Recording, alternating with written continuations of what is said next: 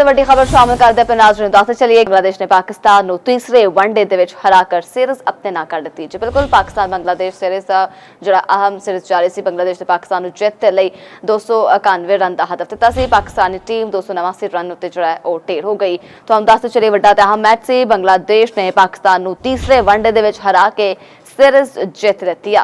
पाकिस्तान तो बांग्लादेश की सीरीज जारी सी, जबकि तस्दीक हसन ने 107 रन की शानदार इनिंग खेडी। बांग्लादेश ने 5 विकेटां उत्ते 290 रन बनाए। हारिस रऊफ ने 3 खिडारियां आउट किया। पाकिस्तान ने टॉस जित के बांग्लादेश नूं बैटिंग की दावत दी सी।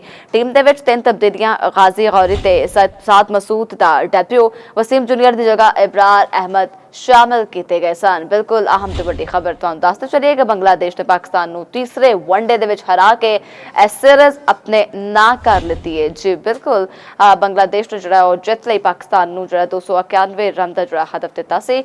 बिल्कुल हारिस रऊफ ने 3 विकेटां लित्तियां ने, जबकि कौमी टीम विच 3 तब्दीलियां कीतियां गईयां। वसीम जूनियर की थां उत्ते इब्रार अहमद नूं शामिल किया गया सी। पाकिस्तान बांग्लादेश सीरीज का आखिरी ते फैसला कुन मैच बांग्लादेश ने 11 रन नाल जित लिता है। बांग्लादेश ने पाकिस्तान को जित लई जरा 291 रन का हदफ दिता सी। पाकिस्तानी टीम 289 रन उत्ते ढेर हो गई, जबकि तस्दीक हसन ने 107 रन की शानदार इनिंग्स खेडी। बांग्लादेश ने 5 विकेटां उत्ते जोड़ा 291 रन बनाए सन। हारिस रऊफ ने 3 विकेटां लित्तियां। पाकिस्तान ने टॉस जित के बांग्लादेश को बैटिंग की दावत दी। कौमी टीम दे विच 3 तब्दीलियां कीतियां गईयां। वसीम जूनियर की थां उत्ते इब्रार अहमद नूं शामिल किया गया।